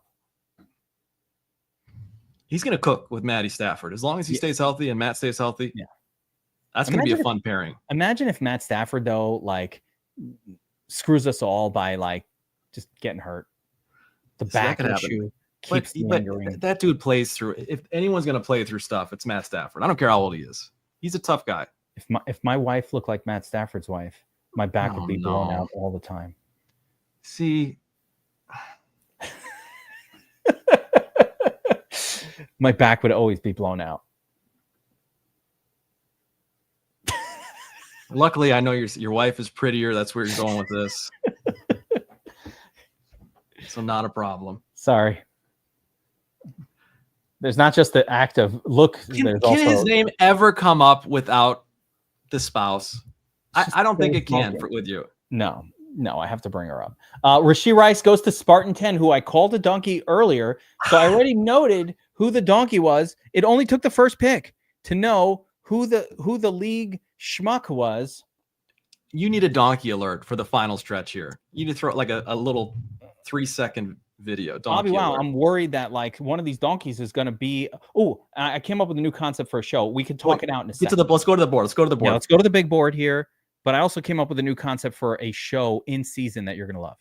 All right, this is for you because you're my boy. Because Bobby Wow is here with me. DeAndre Swift, Chicago Bear, starting running back, stud, first rounder, no competition for touches. I'm telling you right now, he is going to have a monster season. He's going to have a career season. DeAndre Swift will have the best season of his career, and I'm very confident about that. New offensive line, all new players. Can't go wrong. Ben Johnson at the helm. What more could you ask for? Ben Johnson. I forgot. Ben Johnson. It's the same Liam Cohen the running back whisperer. Yeah. Should I take Joe Burrow here? Or should we just go with like a Waddle Jennings? Like if Burrow's there, take him. Yeah, right. Let's get the stud QB. 100%. Yeah. Okay. Yeah. By that turnaround story that I've been talking about with Liam Cohen is exactly the same story that's happening in Chicago right now, which is why I also love Caleb Williams this year. With a better cast, by the way. Much better cast. So talk about everything new and except for winning. Think about this. If it wasn't Chicago and you had the Giants, the Jets level curse on your team, which I get, I feel that and I feel it here. I'm a Jets fan. But if you wipe that aside, Caleb Williams was not that bad considering how inept that coaching staff was last year. And they were very inept. They were inept. Did you not hear the story? They were awful. An atrocious offensive line. It was horrible. Bad. It was very bad. The Bears have revamped in every way, shape, and form. I've never seen the city of Chicago so behind a coaching staff in my life. Ben Johnson. There's hopium. Trust me, there's hopium when the regime changes here, but it's never, ever like this. It's the same hopium. Some hopium. Choking on it. Yes. Chicago, same story as Jacksonville. I think one of those two teams is actually going to turn around. I'm not sure that both of them can pull it, but like Caleb Williams has a lot going for him. God, that guy's talented. He has a lot going for him. He uses his legs a lot more than T-Law too. Yes. Their offensive line is, I think, a top 6 or 7, 8 offensive line in the league. I don't know about that yet. Let's not anoint it, but they should be on paper. They have the pieces to on paper. It looks that way. Like the offensive line looks great on paper. New weapons galore. You got Luther Bird. You got Loveland. The a top 10 tight end. Everything about. Oh yeah, you guys left me. Wait, I don't want to say it. Rome sophomore slam. Yeah. Thank you. You're taking Ricky? Fuck yeah. Thank you, suckers. You know who else is going to bounce back? Name reminded me, Jaden Reed. You know who's not going to bounce back? I like Jaden Reed in that spot too. Jaden Reed should be okay. Jaden Reed should be fine. This year, I like Golden more, I think.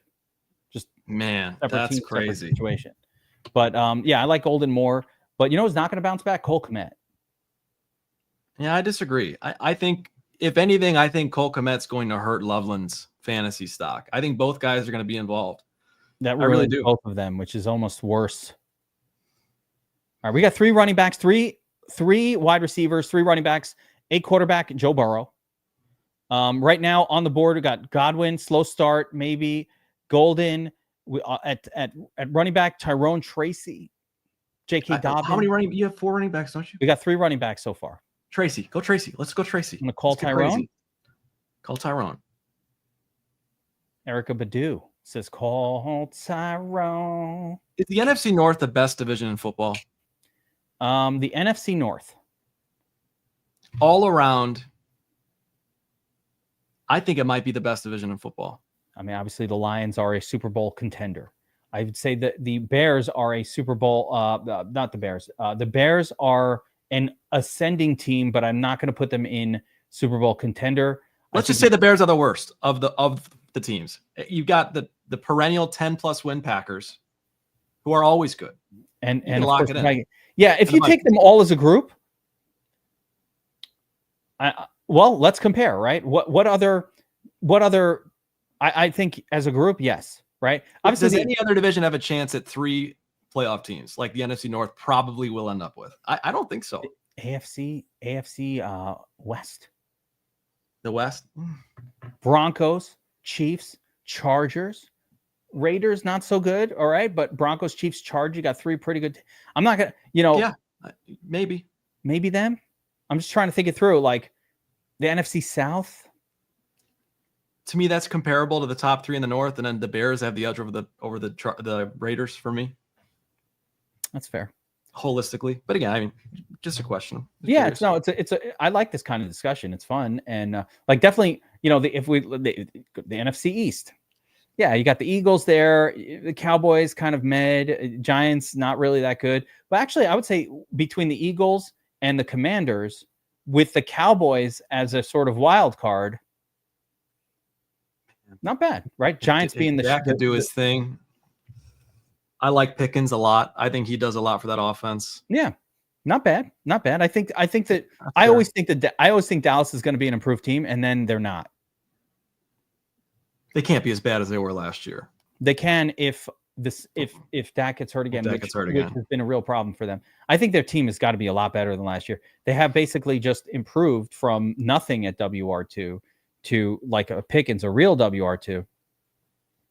I'm fine with that. I think their team is better. The problem is Dak just he can get hurt. Like he's not even it's an offensive line too. It's not even a guy who's prone to getting hurt. He just like seems to get hurt. Like what the fuck's going on with this guy? Speaking of Dallas, Bobby Wow, what do you think? I've been taking Javonte Williams constantly. We have so many running backs. We have 4 already. We have 4. Oh, we need another wide receiver here, actually. Yeah, we're good at QB. Jaden Ayuk, Keon Coleman. Yeah, I'm Trey Harris. What about Trey Harris? I mean, Harris is a little rookie. That's a slow start situation. I need guys who those guys outside of Ayuk who's not going to play. Yeah, I do like the Keon Coleman bounce back. I think Keon Coleman, sophomore season, got hurt.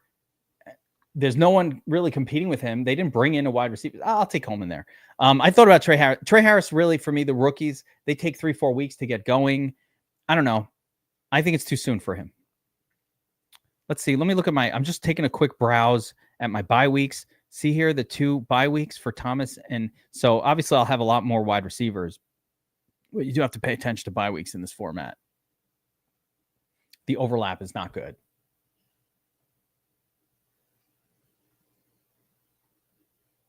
I'm just reading some of the comments here, but I'm still going through your thought on divisions. Another really, really good division is the AFC North. Actually, with the Browns on the downswing, I mean, obviously, the Ravens are great, and the Steelers are always good. The Browns kind of on the downswing. I don't know. Any division with the Browns is tough. I do think Shador has looked pretty good in what I've seen. No, he's not. I would not be shocked to see him starting. I would be shocked by like week 5 or 6. Week 5 or 6, maybe, just when they're like, "Fuck it, we stink." But I don't know, man. He might not make the team. Like the curve of what could end up happening with him is so massive. It is. It really is. There's definitely a world where he doesn't make the team. There is a world where he's on the practice squad. I'm gonna point this thing down. I'm worried. The camera. I gotta sit up. Yeah, there's a world where he doesn't even make the team. Like they're talking about work ethic. He already got 2 speeding tickets for going over 100 miles per hour. Whatever. Come on. Young kids speed. No, I'm telling you, the NFL's got to crack down on this shit. We've had, Rashee Rice's thing is also. Yes, agreed. It's not a good thing. Like driving fast and getting busted or getting in accidents or doing drag racing. Who are these people? Agreed. It should be cracked down on. I can't. But in terms of all the scandals and all the stuff that, that guy's under a microscope. I'm not a Shador fan. I'm just saying. Dude, I can't get my kid to leave the house. Oh, shoot, we're up. T-Law. Give me T-Law. T-Law?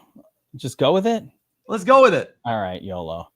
I can't get kids to go out. They're in the room all the time. So it's like I wouldn't draft another quarterback. I think we're set. Stick with Burrow and T-Law. Week 8 and week 10, we're good to go. Yep. Or we'll get one very, very late. So right now we've got our 4 we got 4 running backs. I think we're good there.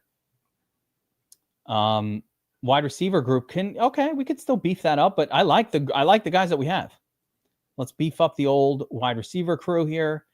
Bateman, just touchdown guy. Yeah, I don't hate Bateman. Yeah, it's fine. He was impressive last season. I think got to tip your cap. He showed us that he could actually be a legit contributor. People forget not a smash guy week after week, but he was pretty dang consistent. People forget that Bateman was a first-round pick in the real draft. He went in round 1.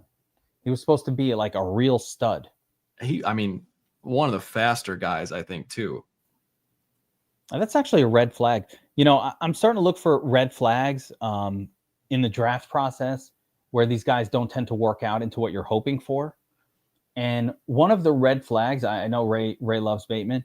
One of the red flags for wide receivers, round 1 wide receiver, and that's like the Matthew Golden thing, is they weren't super productive in college, but they ran a 3.40.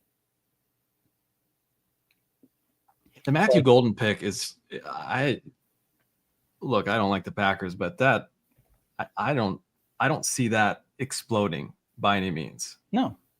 They've got 10 capable wide receivers in that room already. Golden has injury history. Yeah. At the same time, he could end up gotten worse and worse. If he's good, he can end up being the lead. Is he going late enough yet? I feel like he's still kind of in that awkward zone. Yeah, no, I don't take him at all. I don't have any shares of him in Best Ball. None. I love the balance we have on this team right now. I love it. This is a solid team. We're solid at quarterback. These good running backs. Where's Gesicki at? Is Gesicki coming up? I know I'm addicted to stacking, but he's another guy like he's way down there. No stack. But we can grab Gesicki later. But we're definitely not forcing stacks in this format. Don't need to. Don't want to. Don't need to. Gesicki's going too late as it is. Should I take your boy Ford? I'm going to do it. I'm going to take Ford as a special nod to Bobby Wow's pick. That's what we got to do here. We're just, yeah. Oh, we're up next on the ADP, so we might not get him. Let's see. His ADP is 160. We're at pick 154. So that's okay. We'll see if we were able to pull it off. Oh, really, Binks? Really? That was jerky move. I thought that was a jerky move by that person. I agree. Likely? Strange? Pitts? Yeah, I don't know. Strange or Pitts? Yeah, let's go. Let's go Pitts. Strange. I'm not taking Pitts. Fuck Pitts. Fuck that guy. I don't want. I probably would have just taken Gesicki there, but I don't want to tell you to. I don't want to tell you to dive that deep. No, it's too deep of a dive, and you're blinded by your desire for stacking, and I don't want any stacks. That's true. Don't want stacks. But man, when he's good, he's good. Who is? When Gesicki's good, he's good. And yeah. You know, and Gesicki, I think he's the guy now. Yeah, he turns it up also when T. Higgins inevitably gets hurt, and he always does. Or Jamar Chase.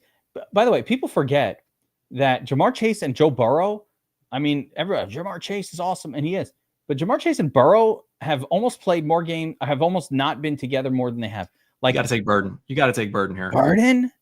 Yeah, he's fallen so far. Come on. Oh, the most Bobby Wow draft ever is happening. We need some upside here, Geek. Come on. We got it. We got it. All right, little Luke Burden. I don't love the Luke Burden pick, but we're late in the draft here at 14. It's not like these are that consequential. I would have liked to have gotten Ford there just for the fun. You know, another thing I don't mind doing in this format, Bobby Wow, is handcuffing. Would you say that Roshan Johnson is the clear-cut, lock, stone cold lead pipe backup to Swift? Yes, 100%. All right. That's important. And he'll probably function in a similar role where he could even end up with some goal line work, even with Swift. Yeah, could be mildly having a useful. Great season. Like, look, Ben Johnson, look what again, Roshan Johnson isn't David Montgomery, but he likes to employ the double running back, the double tight end schemes, and all those guys they'll get fed. Roshan is definitely the backup. We'll keep an eye on Roche and see if we can get him. Yeah, I think we're pretty good here, though. We've got six wide receiver, 4 running back, 2 tight end, 2 QB.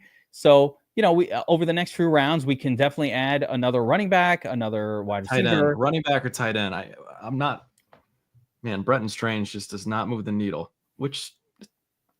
No, we want another tight end. Tight end is this group. One thing I like about tight end in best ball, I had this theory. All right, let me bring you to DFS for a second. It's week 3. We're doing tournament tactics, whatever. Okay. There are, 7 or 8 tight ends to choose from. And you kind of know that 2 of the 7 are going to probably pop for 18 plus, but the other 5 are generally going to fail. Can you highlight all for me real quick? Hang on. We got to get Roshan first. Okay. So let's go. Now we'll go to all. Okay. Hold on. Okay. Had to get Roshan. Just we're in week 3 tournament tactics. So week 3 tournament tactics. You know that 1 or 2 of them are going to pop, but you never know which ones they are. And the beauty of best ball is if you take a bunch of those 4K and below tight end turds from DFS and you apply it here, you can just take a bunch of them and you increase your odds that you catch the guy that hits. So right now, okay, we're up. You mean Kincaid? Which one? Kincaid Otten. No, Cade Otton. Yeah. There we go. Cade Otton. Fine. Right? Could have taken Mason Taylor there. But like Cade Otton, is he much better than the next guy? I don't know. But like, all right, we got Evan Ingram and then Strange, Cade Otton. If we throw a third name like Jawan or Mason Taylor in there, now we got like 4 guys. And if you normally give each one of these guys, let's say a 20% chance to have a good game, when I have 4 of them, the chances are I increase my odds of at least 1 quality tight end performance each week. That's really what I was getting to. It's just like stack the odds in my favor by having a lot of these guys. And I feel like, too, if you were to look at that field, most likely to put up 8 to 10 points in any given week. Cade Otton. Cade Otton had a run last year. When some of those guys got hurt for Tampa, Cade Otton went crazy for 20-plus points multiple games in a row, if you remember. And then when they all came back, he was gone. Yeah. And Pollock Kilby's got it. Juwan Johnson, there's no reason that guy is one of the last ones to go. He's a full blast starting tight end.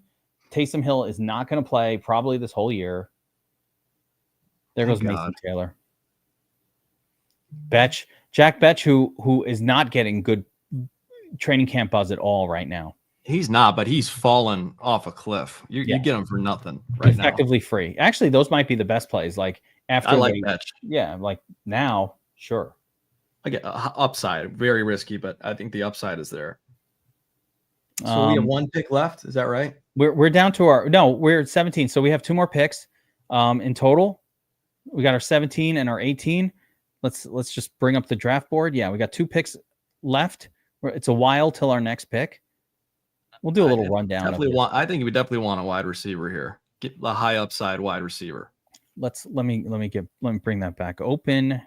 It's as high upside as it gets in the 18th round. Yeah, right. 17 and 18. De'Ami Brown for Trevor Lawrence. Calvin Austin, I think, is fine. De'Ami Brown is fine. Yeah. Keenan Allen. I think Keenan Allen is a really intriguing pick. He's going to land somewhere. You think he's going to land somewhere? He's just waiting till we get closer to the season here. He's got options. I don't know. At this point, training camp started. Like, what the hell is he waiting for? Donson. He doesn't want to do training camp. Oh, he's saying Thornton. This Tyquan Thornton interest. Ray Zanny really comes out. Oh, MVS. Jermaine Burton. Lord have mercy.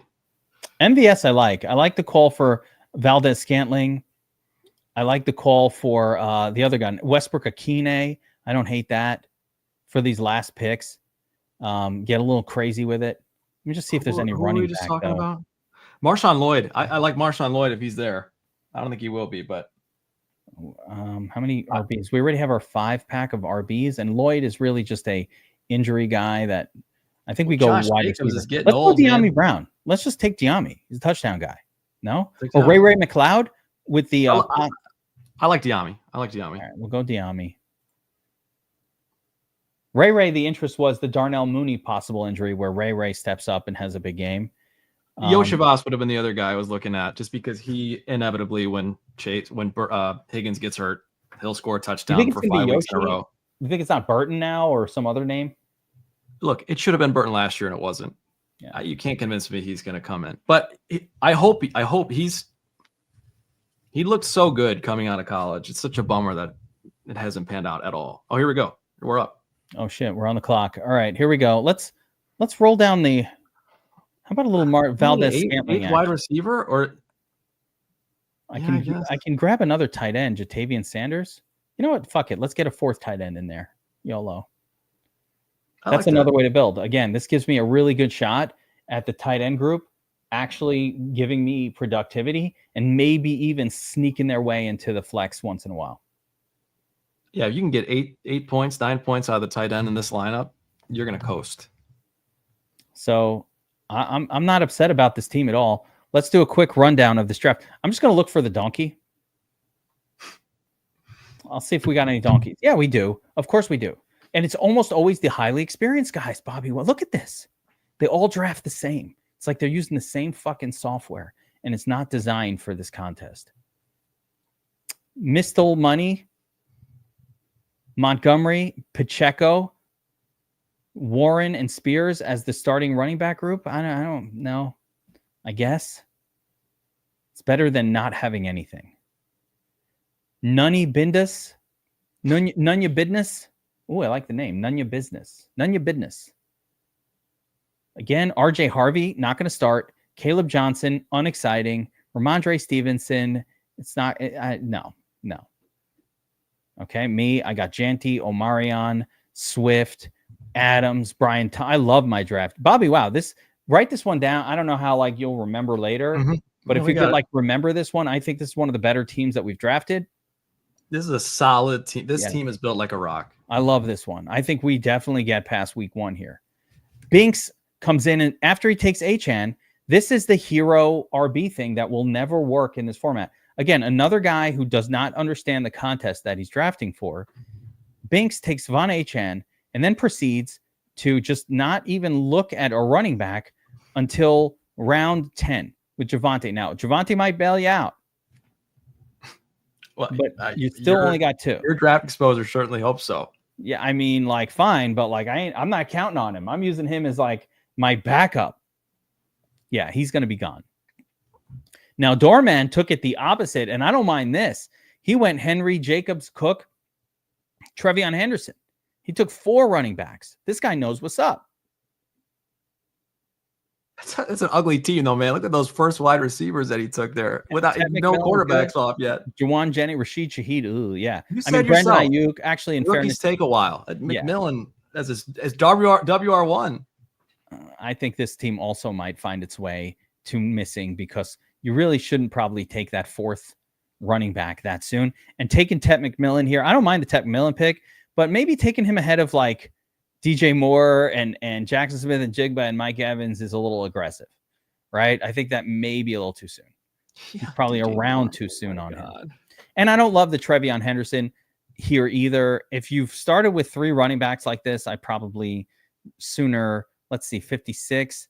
He missed out on, I wouldn't have taken Flowers. Juwan Jennings there. He gets him in the next round. So I don't know. Tough one. Let's see if we have any other dead teams. Yeah, dude, look at this. Spot 11. These guys do not know what they're doing, Bobby Wow. Imagine no running backs. No running backs. This guy's only running backs are Scattaboo and Charbonnet and a bunch of backups. How do you get past week 1 with that?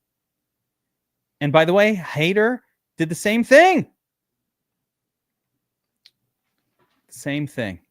Jordan Mason and Alvin Kamara, and that's it.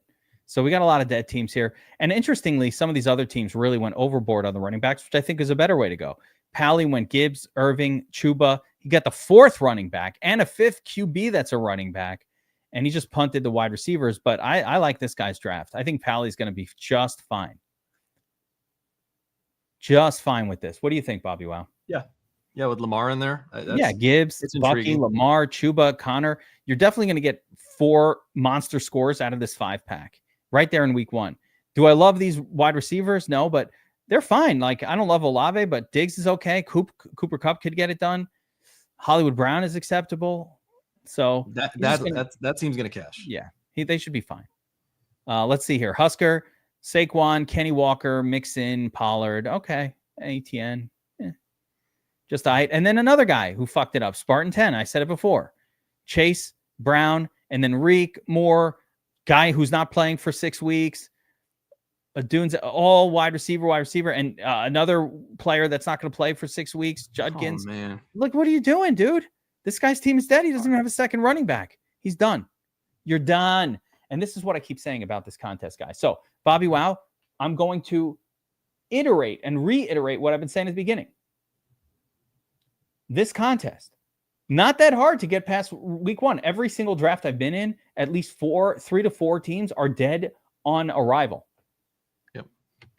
So you're really only competing with another 8 teams to be part of the top 6. Once you get out of week 1, all it takes is 1 win on a head-to-head matchup against a random opponent, and you're now making your money back and you're in the money. You're in the profit zone. Only 2 weeks in, profit zone. And then every week after that, more benefits. Every single draft we've done so far, Bobby Wow, it's always like this. I already know before we start, unless it's all DFS Army people or people from the Draft-a-Palooza stream. They don't do that. They've been watching the stream. No, this has worked out in your favor without the DFS people in here. Yeah, that's helpful.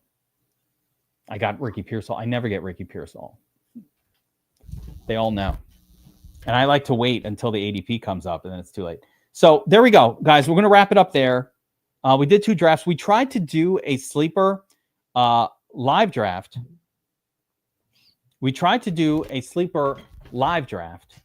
Didn't work out. Tattoo still sleeping. It's working out. It's in progress.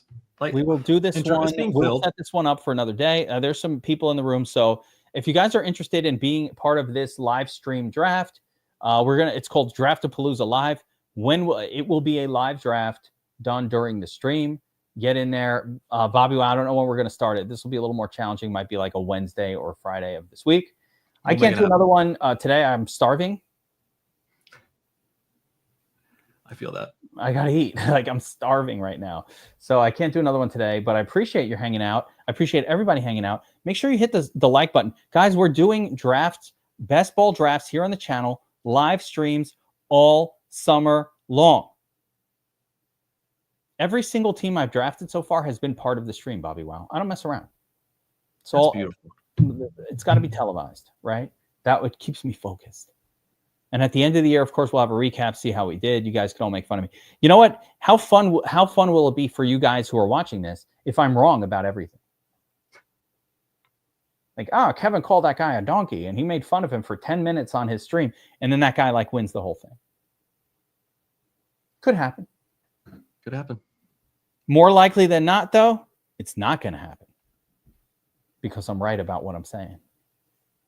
Even if my teams don't win, the strategy, I believe, is correct. So we'll see how that goes. I've been doing this a long time. But Bobby Wow, I appreciate your hanging out. It's been great. Everybody who watched, we appreciate you hanging out with us. Over 100 people watching live. Appreciate that. It's in the middle of the day. It's work. People at work, people at the office, like your boss, whatever. And we get to do some fantasy football drafts in real time. Nothing better than that. I could be wrong on this. I believe we've made it to the point where we have no more Thursdays without football until next year. I think we made to that point. Are we there? Is the Hall of Fame game is this Thursday? And by the way, oh my God, I forgot the whole stream. I forgot to mention this. Check this out. Mm-hmm. The DFS Army NFL subscription, the season long, it's a 12-month subscription. It goes for 12 months from whenever you sign up. So we set up a new code for that one, code NFL25, to celebrate the 2025 NFL season. And it knocks $50 off the full year. It winds up being something like $20 a month. It's $250 for a whole year of DFS Army NFL. That's a year in the Discord, the Best Ball, the full DFS VIP experience. You get it all. It's $250 for the whole year. Bobby, I spend more than that on Starbucks. Bobby Wow spends more than that on pumpkin spice lattes every November. Just that alone. It's your pumpkin spice latte budget, and you get a whole year of DFS Army NFL, promo code NFL25. We're going to have versions of these. We're going to have some promos for like full VIP as well coming up, but I wanted to do the full season NFL package now because we do cover preseason. We got sheets, we got the domination station, everything going. So it starts now. This week is week 1 of DFS. I'm already doing actual week one DFS content. Polak Hillbilly says you might be spending money on the pumpkin spice now. No. Yes. So Jewel had pumpkin spice creamer. So I did get some. Yeah. It's actually legitimately it's in my coffee today. It's repulsive. Did I miss football's in the air? Right, you got to send me the invite for Aquapalooza. I don't know what it is, but I think it's out in Rhode Island. Everybody goes on the boat. Everybody goes out on their boats. It's a different Palooza. Got the Trump flags going on the boats. You ever see that in Florida? And they all just like all the boats line up. Everybody got a boat. Yeah, I've seen pictures. Yeah, I'm not a boat man. I had a whole thing about this. Like, if you're a woman, never get on a boat with anybody. Danger. There's no law out in the sea. You can't hook me like that and let me go. I mean, that's. What do you mean? Oh, you didn't hear this? Yeah, no. There's no law. There's no law in the sea. There's no rule. There's no help. You are on your own. You might as well. A woman should never get on a boat unless you have absolute faith in whoever is driving the boat. Like, who is this person? Like, you meet some dudes. All right, let me just paint. I'd love to be in your mind's eye, so I could just see what how pops up when you think of the sea. You know how Stephon Diggs was on a boat with hose, giving them like some pink stuff, and like everyone, no one knows what the pink stuff was, but like he's out on a boat with hose. And okay, if you're hose and Stephon Diggs wants you to go on a boat with him, know what you're getting into. But like, if you're not a hoe and you get on a boat with Stephon Diggs, know what you're getting into. What a take, man. We end it with a banger. You would love the sea life, I bet. I get nauseous. You're not doing it right. We'll talk about this too. Yeah. We'll figure this out. It was Trump flags. I fucking knew it. Am I ever wrong? I'm never wrong about this stuff. Of course they had the flags on the boats. It's just the boats go out and everybody throws a giant Trump flag on the back of it. That's why I knew it. Imagine that in Rhode Island, where like literally everybody hates Trump too. That's what's so crazy about Aquapalooza. Like, it's like 1 in 4. Anyway, all right, that's going to do it.